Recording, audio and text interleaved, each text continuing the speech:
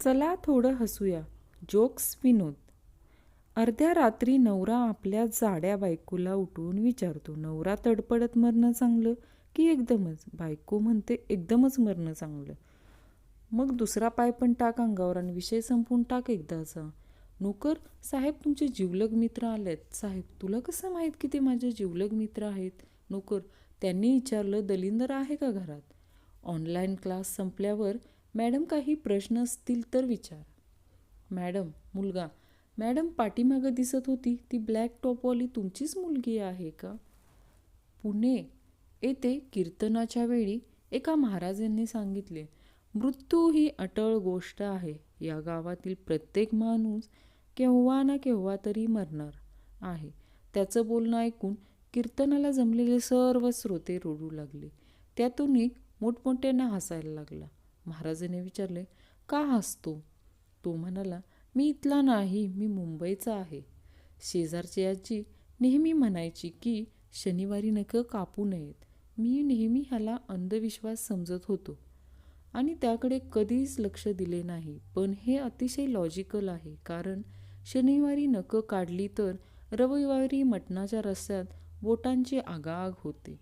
नवरा जेवताना बायकोला म्हणाला, आज पोळ्या करपल्यात. तिने वळून त्याकडे रागाने बघितले. तो लगेच बोलला, फार छान लागतायत, कुरुम कुरुम. स्त्रीला तिच्या ध्येयप्राप्तीच्या मार्गात कोणीही रोखू शकत नाही. फक्त रस्त्यात मैत्रीण भेटायला नको. वडील, अभ्यास कर, भरपूर शिक्षण घे, समजूतदार बायको मिळेल. मुलगा, तुमच्या वेळी नव्हती का ही स्कीम? आईने त्याला धू धुतला. मी फोटो काढण्यासाठी एकदम तयार होतो. मनात विचार आला की आता फोटोग्राफर बोलेल, स्माईल प्लीज. पण तो म्हणाला, पोट आत घ्या.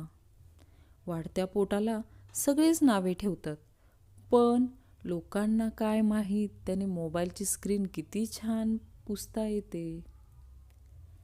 जो मित्र मला सारखा बोलत असायचा, आयुष्यभर साथ नाही सोडणार, ट्रॅफिक पोलीसला बघताच मला रस्त्यात सोडून गेला. चुलीवरचं मटण, चुलीवरचा चहा, चुलीवरचं अमूक, चुलीवरचं तमूक वगैरे वगैरे बरीच क्रेज आहे हल्ली. असंच पुण्यात एक बोर्ड वाचला, चुलीवरची स्कॉच मिळेल. हौसेने माणसं आत गेली तर तो हातभट्टी विकत होता.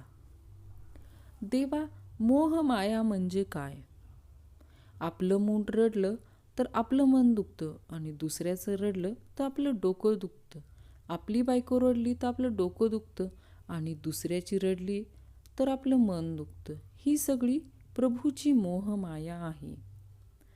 जेव्हा चुकीच्या नंबरमुळे एखाद्या मुलीचा फोन येतो तेव्हा तो नंबर सेव्ह करून व्हॉट्सअपवर तिचा DP शोधणारी पोरं पण एखाद्या शास्त्रज्ञापेक्षा काही कमी नसतात.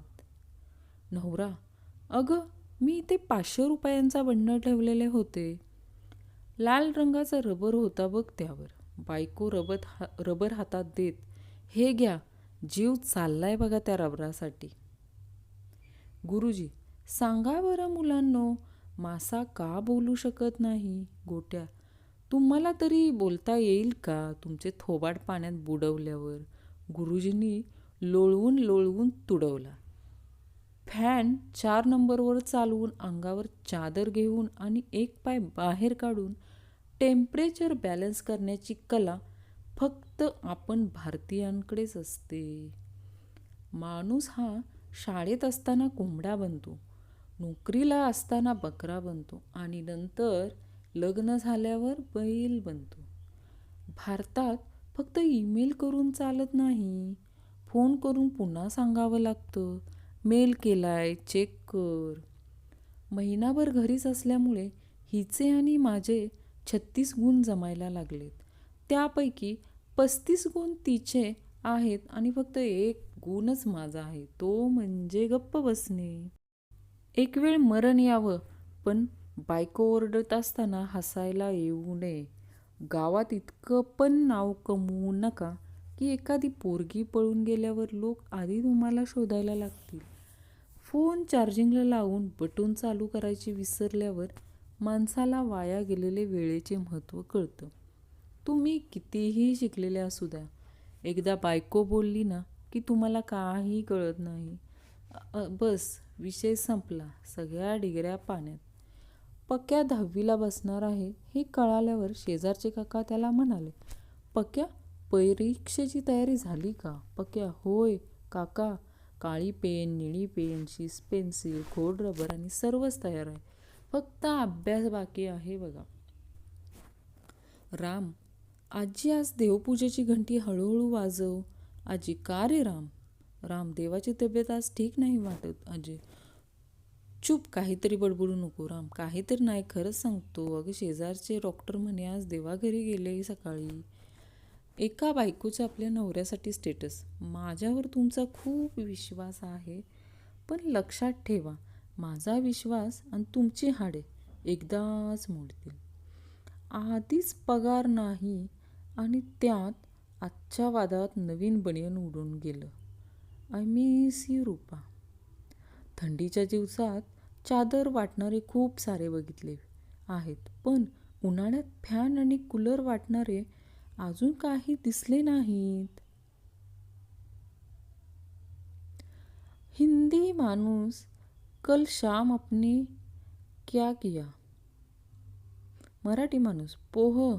हिंदी माणूस, अरे वा, हमें भी खिलाओ पोहे तो, हमें भी बहुत पसंद है. मराठी माणूस, अरे बाबा ओ वाले पोहे नहीं, कल शाम हम स्विमिंग पूल में पोहे, पहले पानी में शीरा फिर पोहा, इतना आनंद आया कि उसको उपमाच नाही. जगातील 4 कामं जी अवघड आहेत, एक मुंगीला लिपस्टिक लावणं, 2 हत्तीला मांडीवर बसवणं आणि 3 मच्छरला कपडे घालणं आणि 4 बायकोची समजूत काढणं. पाहुणे, काय रे तू मोठा झाल्यावर काय करणार? गण्या, काहीही नाही. काहीही करेन, पण कुणाच्या घरी जाऊन असा फालतू प्रश्न विचारणार नाही. आनंद म्हणजे काय? बायकोच्या भालूवाला बघितल्यावर दाखवावा लागतो तो, आणि बायकोच्या बहिणीला बघितल्यावर लपवावा लागतो तो. बायकोच्या पैंजणमध्ये खूप मोठी जादू असते. आवाज आला तरी नवऱ्याच्या हातातला मोबाईल बाजूला होतो. अर्थात स्थळ पुणे. वर्गणीवाले, काका, स्मशानभूमीच्या कुंपणाकरता वर्गणी द्या. पुणेकर काका, कशाला हा उपद्व्याप? काहीही कुंपण नको. आत गेल्याला काही बाहेर येत नाही आणि बाहेरच्याला आत जायची इच्छा नाही. बायको बाथरूममधून आंघोळ करून निघाली. नवरा तिच्याकडे टक लावून बघू लागला. बायको, इश, असं का पाहताय? विचार काय आहे तुमचा? नवरा, माझं गरम पाणी का घेतलं? जेव्हा आपलीच बायको आपल्याला आवडायला लागते तेव्हा समजून जायचं आपलं म्हातारपण जवळ आलंय. उखाणा ऑफ द इयर. मुलगा, बाबा तुम्ही आईसारखं नाव घ्या ना. बाबा, सुटले सर्व मित्र अन विसरलो माझं गोत्र. सासरच्या हाती गेली सर्व सूत्र आणि विचारा ना मला कोणी कुत्र. जेव्हा तुझ्या आईस घातलं मी मंगळसूत्र. अवघड पेपर असला की तेव्हाच कळायचं की वर्गाच्या छताला किती जळमट, किती छिद्र आणि किती भिंतीला तडे गेले आहेत ते.